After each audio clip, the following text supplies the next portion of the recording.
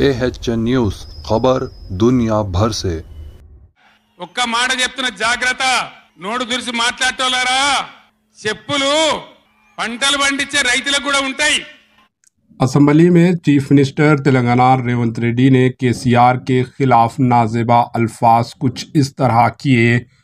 Chief minister Telangana Revanth Reddy ने साबिका chief minister KCR के खिलाफ नाजेबा अल्फाज का कुछ इस तरह इस्तेमाल किया। इन्होंने कहा कि चीफ मिनिस्टर रेवंत रेड्डी ने ऐवान में अपोजिशन लीडर केसीआर के खिलाफ नाजेबा अल्फाज कुछ इस तरह इस्तेमाल किए।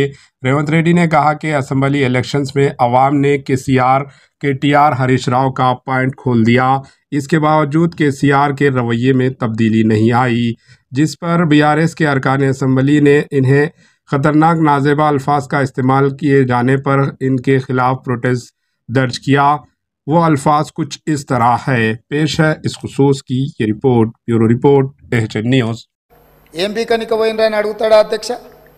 మాజీ ముఖ్యమంత్రిగా 10 ఏళ్ళు పనిచేసి, కేంద్ర మంత్రిగా పనిచేసి, రాష్ట్ర మంత్రిగా పనిచేసి, శాసనసభ్యుడిగా పనిచేసి, పార్లమెంటుగా పనిచేసి, గొప్పలు చెప్పుకొని జబ్బలు జరుచుకునే ఉద్యమకారుని అనేట ఆయన ప్రధాన ప్రతిపక్ష పార్టీ హోదాలో ఉండి ఒక రాష్ట్ర ముఖ్యమంత్రిని పట్టుకొని ఏం బీకనిక పోయినావు అని అడిగితే, రా ఇప్పటికే ప్రజల్ని ప్యాంట్ ఊడబిక్కురు, ఉన్న అంగి చొక్కా కూడా ఊడబిక్తాం। ఇప్పటికే తెలంగాణ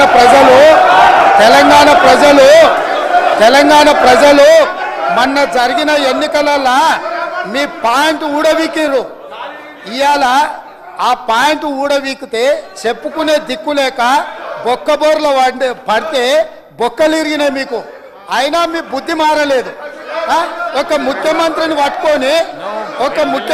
పట్టుకొని ఏం బీకనిక పోయినావని అడుగుతారా అధ్యక్ష? ఇది పద్ధత?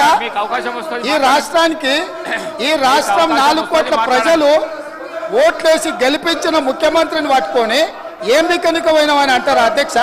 ఇదేనా తెలంగాణ సాంప్రదాయము?